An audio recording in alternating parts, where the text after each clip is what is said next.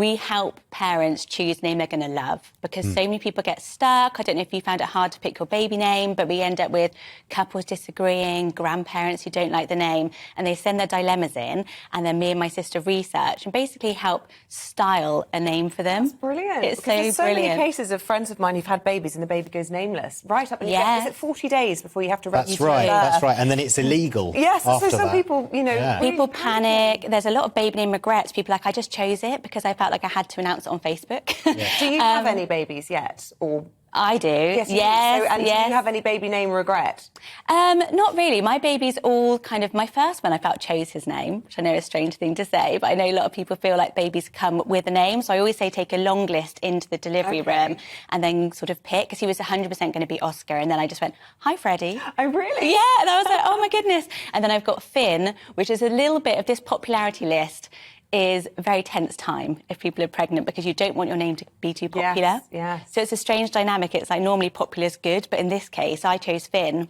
And the next year it had zoomed up the charts because it was a Star Wars name. And I was a bit devastated. And then my daughter's Evelina, which is pretty. Yeah, me and my husband, the reason I started the podcast is because I love crazy, rare names. So I wanted Blossom for her, I wanted Barnaby for him, and my husband's so traditional.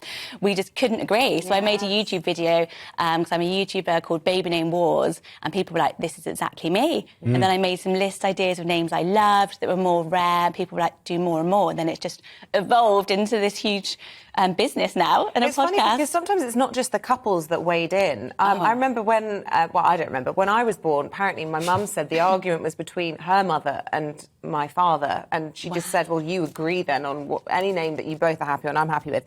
And when it came to my littlest one's name, I went for Poppy, and I remember my mum saying, you can't call her Poppy. I was like, why? She said, it's in the top 3 dog names. You can't call her a dog name.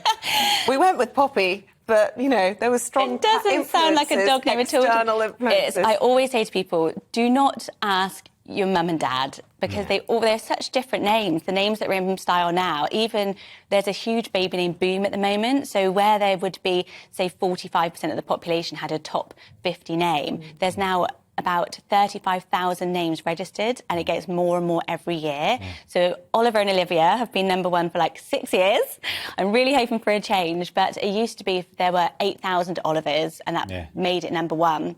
Now there's just 4,000 Olivers, but it's holding its #1 spot because we're seeing so many new names throughout the charts. Oh, right. We had Mohammed at #1 as the top male Mohammed. name. How many of those do you know off the top of your head? There will be around about 4,200 Mohammeds, but there's so many different spellings of it. Right. Yes. But it's such a popular name. I don't think that will go out of style. We've had Olivia at #1 for the girls. I'm hoping that Ivy might come up, because Ivy went into the top 10 at #6 last year, but it went up 200 places, so that could be the biggest game changer if Ivy went up.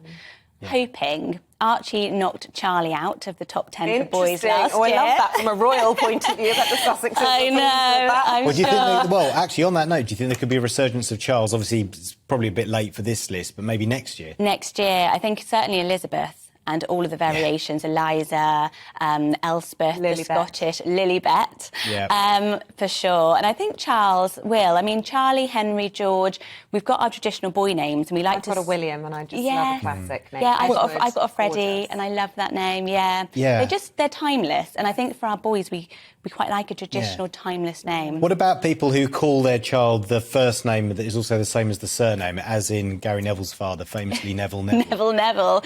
Such a missed opportunity. Must not have written into the podcast. It's a strange thing. It used to be very traditional that you would just be named after, your granddad, and then that would be, and we still see that. We get a lot of people writing in going, total disaster. I've got married and my husband's family, they're all called Frank. And I do not want to call my baby Frank. And they feel quite upset, robbed of the chance to name their baby. But we are seeing a bit of a resurgence of that. We might see the name Paul come back, actually. Why? Oh, we heard it here first. Yeah. That's a good biblical name, isn't it? Well, yeah, true. The Bible's been around for a while, though. But a classic. It's a classic. There were still 111 baby Pauls last year. But what we're seeing chatting to parents over the last couple of years since the pandemic is honouring a living relative has become more popular again. So we used to go right back in time. We didn't want to name our baby after our dad or our granddad. It was the great-granddad names like Albert. But because we lived so much of our time separated, we're seeing things like maybe Gary, maybe Paul, a bit more of the dad names coming back. People really felt it was important to honour their living relatives. My top tip, if you marry someone who insists you have to name your first child after the male name. My cousin married a Rupert, the 5th Rupert in long succession. She was mortified, but she got carte blanche with the second child. Right. So they've got Rupert, and then she got to choose Sienna. So he was Rupert the 5th? We call him 5 for short, just to